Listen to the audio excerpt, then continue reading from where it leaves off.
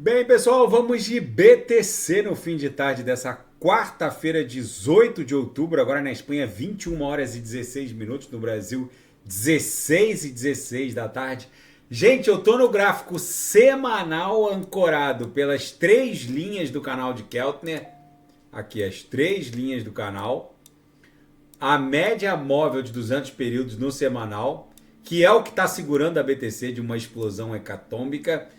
E a nuvem de Shimoku, que na projeção aqui no semanal voltou a ganhar espessura, depois de duas semanas ensaiando um leve estreitamento, já que a gente deu uma corrigida na semana passada, chegamos a bater a mínima em 26.538. Agora a BTC, há poucos dias atrás, há 2 dias atrás, chegou a bater 30 mil.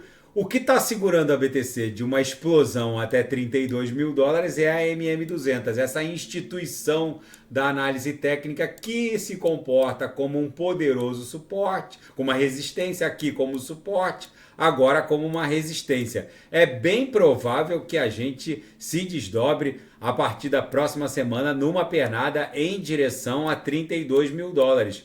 Que é a nossa próxima resistência relevante aqui no semanal. Agora eu vou pular para o diário, no mesmo gráfico, vocês vão entender o que está acontecendo. No diário, a gente já se livrou dessa LTB aqui, que fazia às vezes da aresta superior dessa cunha, que já está ficando para trás.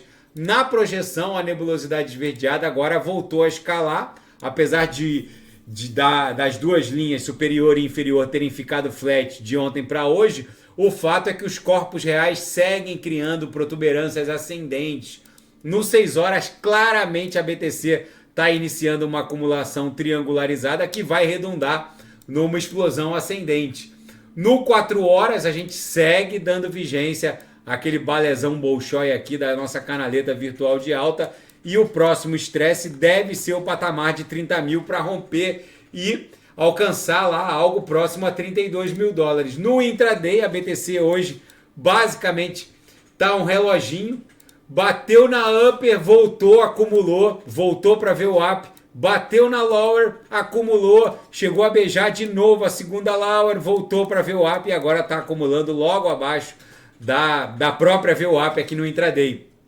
Esse range aqui de trabalho da BTC ficou ligeiramente mais amplo que o range de ontem, mas vocês vejam que as uppers estão escalando para quadrantes cada vez mais ascendentes. Isso indica que a próxima explosão dessa acumulação aqui provavelmente será ascendente. Na seara fática, quantos trilhões de dólares a aprovação de um ETF de BTC no mercado à vista vai injetar no market cap do mundo cripto?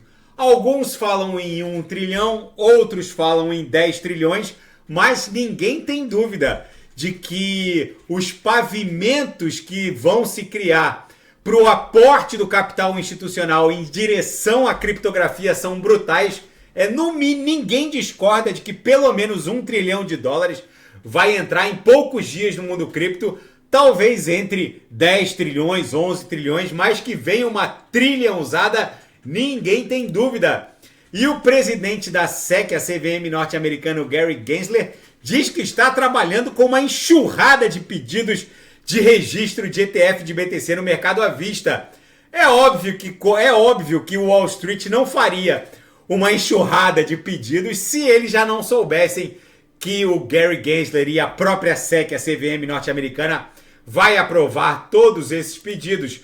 Wall Street não trabalha normalmente de maneira tão incerta. É bem provável que ele defira todos os pedidos. E o Departamento do Tesouro norte-americano, através do escritório, e o escritório do departamento, um escritório vinculado ao Departamento do Tesouro norte-americano, o escritório de controle de ativos estrangeiros, está caçando exchanges de criptomoedas associadas ao Hamas. A própria Binance já suspendeu mais de 100 contas supostamente vinculadas ao grupo terrorista. Vamos ver como isso vai se desdobrar. Na seara geopolítica e finanças internacionais, os Estados Unidos exerceram o seu poder de veto e rejeitaram a resolução proposta no Conselho de Segurança da ONU sobre Israel e Gaza.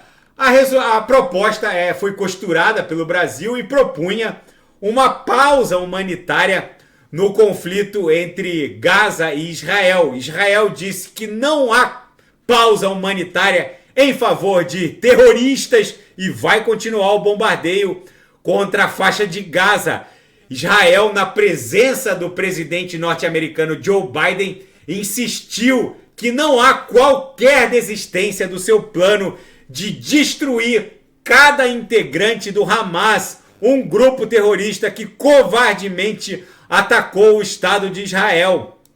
E agora, os Estados Unidos aliviaram as sanções petrolíferas em desfavor da Venezuela, diante da expectativa do Irã entrar nesse conflito e a possibilidade do preço do petróleo explodir. Nesse momento em que eu vos falo, o preço do petróleo está exatamente em, deixa eu botar aqui, ó, 91 dólares e 41 centavos.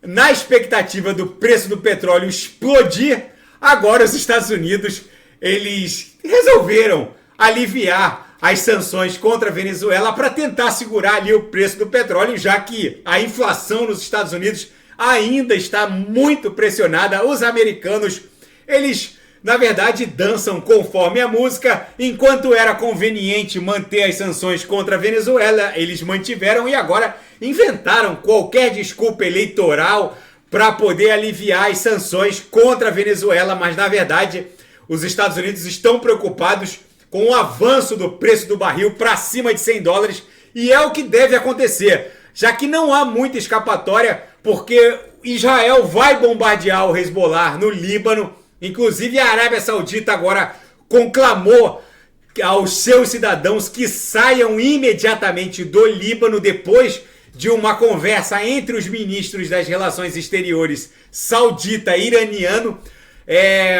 O governo saudita conclamou os sauditas a saírem imediatamente do território libanês. Ontem os americanos fizeram isso com relação aos seus concidadãos americanos no Líbano, ou seja, vem coisa aí. É bem provável que o Irã escale esse conflito, que passa a ser um conflito regional de amplo espectro, já que não há qualquer perspectiva de arrefecimento desse imbróglio.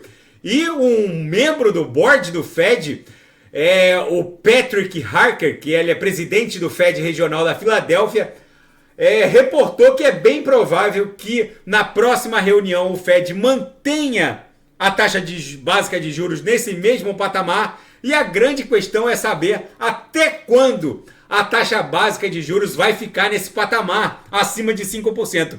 Segundo ele, é bem provável que até o início do próximo ano, ou seja, o Fed já criou um pivô ali. É bem provável que a gente já tenha atingido o target máximo desse rally de aumentos. Nesse cenário apocalíptico Mad Max aqui no 6 horas, a BTC deve criar uma cunha. Em algum momento isso aqui vai explodir para 32 mil dólares. Tá bom, pessoal? Se nada fugir do script, eu volto amanhã para analisar a própria BTC. Fiquem com Deus.